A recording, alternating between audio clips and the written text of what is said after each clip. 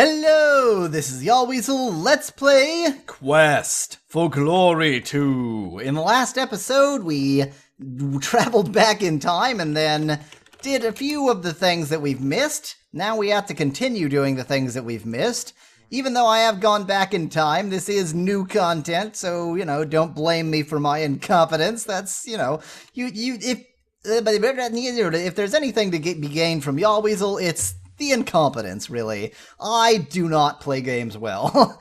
Anyway, the next thing we can do is free the tree, and we learned how to do that from Aziza. I have practiced this, so I know what to do, and I even know what to do next. Sorry, I didn't want to miss anything more after having missed half the game to get here. Hello! So let's dismount. Now, we want to give water. So that's the gift, I think, of kindness, and then give earth. The elemental earth seems to sparkle a bit in the light as it settles down into the soil around the plant. Now we want to tell the tale, tell about ourself. You start to tell the plant about yourself and your adventures. You mentioned how much you wish to be a hero and how hard it is to become one. You then tell her about, but we are one. You then tell her about your experiences in Spielberg with the Dryad and how you aided her by getting the seed of the spore-spitting Spirea.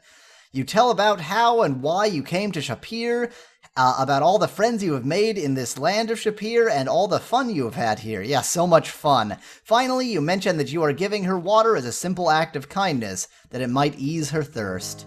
Okay, and she's starting to move. And the music gets more dramatic. Let me actually set the animation speed to normal. Let's tell about the Earth Elemental, because we're supposed to tell about that as well. You begin speaking about the problems facing Shapir and about the menace of the Earth Elemental, the one that we captured and then gave to her. You tell how frightened the people of the city were and how scared you were to face it. Even though you were afraid, you knew that you had to protect and save your friends. So you overcame your fear and defeated the monster. Now you are giving the magical earth to her to help remind her that there is still magic in the world and that others still care about her. How lovely. Now we still have to give her a hug, which we've already done in an earlier episode, and then say her name, which is Julinar. Julinar's leaves rustle lightly at the sound of her name. A purple fruit called an eggplant. That was a short message. The fruit of compassion drops into your hands. Julinar's gift to you for restoring her spirit. You carefully put the fruit away. And look, I have more points than I have ever had, even though I had to go back in time. Great. Let's set our animation speed back up again. We now have the fruit of compassion. There we go. Let's get back on the Saurus. And I even know what to do with the fruit of compassion due to wandering about the town and asking what to do with the fruit of compassion. Yep, that's how you do it in this game. You get something and then wonder what the heck it is, and then wander aimlessly until you can find something to do with it. So let's get back to town, carrying the fruit with us, which is an eggplant, by the way. And I think even eggplants are technically a fruit, so, that works. It's not exactly, you imagine the fruit of compassion being very sweet and wonderful, and eggplants aren't exactly that, but, well, fine. It's being a little bit, unconventional in that the fruit of compassion in this game is quite plainly an eggplant. Anyway, let's take our eggplant to the apothecary, and let's just say hello so that... Hi, fine, ask about... how about potions? I do not usually make potions unless they are special orders. I make pills that do wonderful things. However, I do have a recipe for a dispel potion, which might dispel, I don't know, a spell like the Amir turned into a Saurus. Ask about Dispel Potion. A potion to break enchantments? I know of one in which the victim drinks the potion and the spell ends. Sounds fantastic. It is a pity that I do not have any of the potion made up. I have most of the ingredients, though. If you could find the ingredients I am missing, then I could make some Dispel Potions for you. To make a Dispel Potion, I will need the Feather of a Griffin. Hey, I have that! Let me think. That may be a problem. I need the Fruit of Compassion. I have that too! Give Feather! I still need the Fruit of Compassion. You need to add the victim's hair at the last moment. Well, I'll have to get the victim's hair much later, I guess. Give Fruit of Compassion. This will only take me a second. What a fast potion maker he is. There! I do for you what I would not for any other. This is a gift for all you have done for the city. I have made up 3 potions from what you gave me. Remember to have the victim drink the potion in order to break the spell, and also that you need to add his hair. Don't forget about that. You will need to remember to add a freshly collected sample of the victim's hair before the victim drinks it, which will be difficult since he's a Saurus right now. You take the 3 potion bottles and put them away. Now, please excuse me. I really must get back to my work. Yeah, screw you, guy. I'm a hero. Okay, fine. Dispel potions. So I've got those now. That must be good. And let me look quickly at my list of things to do. Yeah, the only thing I have left to do is to actually take advantage of this offer to do a job. And it's still, well, sunset approaches, so I guess we can sleep until it actually is sunset. Welcome, hero. Thank you. I am a hero. We can sleep until evening, and then welcome, hero, and then go back and maybe take that job. Again, I haven't actually done the job. I don't know what it is, and she might not be willing to give it to me until the next night. Ask about job. Yeah, okay. Wrong time. She won't give me a job now. Can I give the sign again? Okay. Well, young jackal, may fortune always favor you, she says. Okay. Apparently I'm young still. That's nice. I've got that going for me, so things are okay. Let's sleep until dawn. He'll say that... Oh, right. He says that the Enchantress Aziza sends for me, and wishes that I visit her home tomorrow. And Ahura also has a message. Remember, we've already done all of this, so I'm going to try to go through it a little bit quickly. I've given this guy a whole dinar, let alone a centime. He should be pretty grateful. That's 100 times what he was asking for. Right. There's a message for us here. Because the Eternal Order of Fighters still apparently wants us, even though there's no reason for them to want us.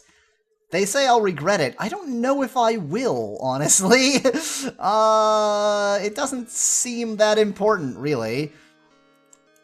And I don't think there's really anything else for us to do today, so let's just wait until evening, because then we can either get killed by the Eternal Order of Fighters, or at least get a job to steal something, maybe, which will actually be new. So let's do the new thing. If you're interested, and I think you will be, I do have a job for you. If you find yourself walking the streets at around noon of this night... You mean midnight. Perhaps you should stroll down a certain street I could mention and check out the lock on a certain door. I know that lock. Most of the family will be staying out very late tonight, and at that house is a silver tea service for which I have a great fondness. If you happen to be in the neighborhood, you might pick it up for me. Are you interested in this little job? Yes, I am. At midnight, say midnight, you will take the Sharky Darb to Rani Tariq, I know what she's talking about, then turn right into the unnamed alley. The first house on your right will be locked but unbarred. You will find things of interest there, but know that there are those who sleep in the next room. Be wary, and if you are very good, we will both share your profits. Thanks! Always happy to be of service, handsome. Oh, yes. Well, so let's see. She says midnight. The night is still young, so I guess probably I should wait. Yeah, probably I should wait till midnight. I can effectively wait till... So it's here, by the way. I can probably effectively wait till midnight this way. So I have a job. Let's save it as job and go ahead and wait 1 hour at a time. The night is still young. I don't know really how many hours there are. I'm getting tired. What? I'm getting tired. Better go to bed, which is where I am. Okay, it's the middle of the night. I think the middle of the night lasts a while, so that should be fine. No big deal. We should be able to get there in time. I just need to turn right and then take the only left, or just wander aimlessly, whichever works. There we go. I gotta remember not to try to use the mouse for this. It's very, very bad. Okay. Wander down this hall, and stealing stuff should be the last thing we do in this episode, hopefully successfully. I mean, I am a thief, even though I have had no opportunities to use that skill in this game. And when I think about it, so if I'm stealing this tea set, let's see, 64 out of 77, I should have plenty of room to carry stuff too. If I'm stealing this tea set, who else would I sell it to anyway? So it's probably okay that I end up having to give it to the money seller, because who else would I sell it to? You don't just steal things so that, you know, they can appear nicely in front of you. You steal them to make some money. So I am the right kind of thief. Good, I'll finally be able to lower my honor a little bit. Yes, there we go. Thievery. So let's go into sneak mode. Let's make sure it's still the middle of the night. Let's pick the lock. Let's set the animation speed down. Take T set. You can't get that. This.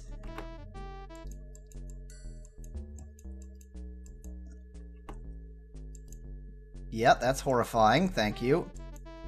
Take T service. Take the tea service and stash it away.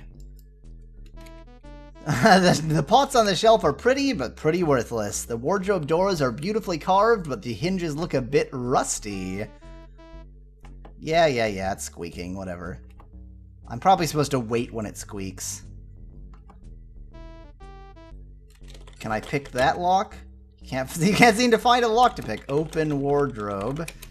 Except that it's rusty, so squeak! The doors open slowly. The hinges make a loud squeaking sound. Fortunately, nobody seems to have heard it. Whew! That was bad. I want to look in the wardrobe. Look in wardrobe. What? Steal! Take wardrobe? You can't get the wardrobe doors. I've already opened them. What are you talking about? This is weird. Is that you, Kamar? Yes. Father, that was not me. There is someone else in the house. My sons, Kamar, Kareem, Abdul, Jabbar. The house is being robbed. They sure have a lot of sons. Oh dear. Oops. That's what happens if you do the job wrong. Is there nothing I can take other than the tea set? Pick lock. Is there nothing I can take other than the tea set? That seems unlikely. The pots on the shelf are worthless. I can get into the wardrobe, but then it doesn't show me anything. Drapes cover a doorway, which undoubtedly leads to the old man's bedchamber. Fine. So that's where he sleeps, but who cares? Steal teapot. Well, let me read that message. Steal teapot. A good thief knows worthless pottery when he sees it, and this is it. It's not worth your trouble. Steal tea service, which is a tea set. You take the tea set and stash it away. Let me actually save this midway, and then see if I can't open the wardrobe. Yes, squeakity squeakity. Open wardrobe.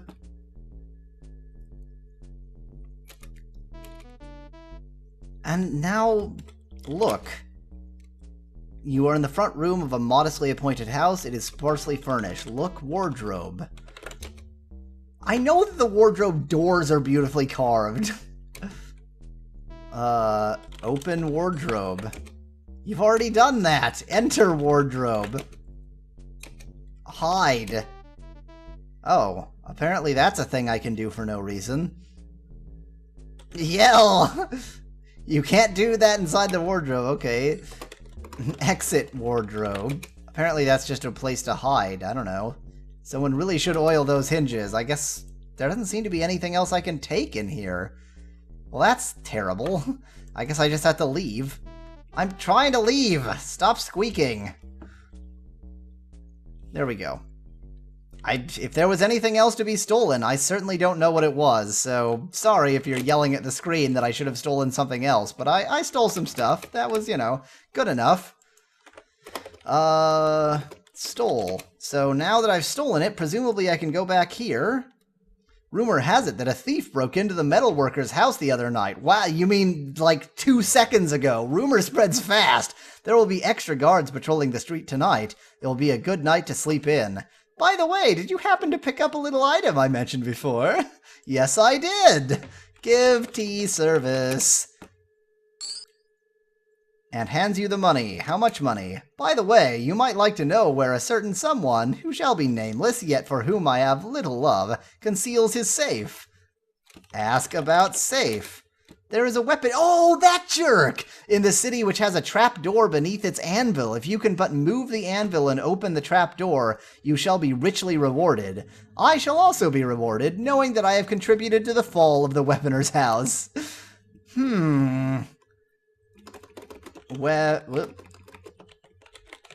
So, that seems like the next place to go, but I can't get in here, surely, because if I try and pick this lock, it'll just say that it's barred. Once I eventually manage to pick the lock. Oops, I don't have any water. That's also— oh, look at that. Okay. I should be sneaking, but I'm not. Okay. I don't know if I'm strong enough to move the anvil. The anvil is so heavy you can't even budge it. Better work on those muscle building exercises. How strong am I? I'm strong. My strength is 75. That's pretty good. Oh, hi. I should have closed the door. The cards in Shapir are nothing if not efficient. You took too much time, and one of Shapir's finest caught you in the act of decidedly unheroic pursuit. So I guess I have to work on my strength during the day, and then steal at night. But this episode's gone long enough, so next time we'll rob the weaponer, because why not? Until then, thanks for watching. Well, I think we will. We don't have much time left. Until then, thanks for watching. If you liked the video, feel free to leave a like below. Cheers! From Yahweasel.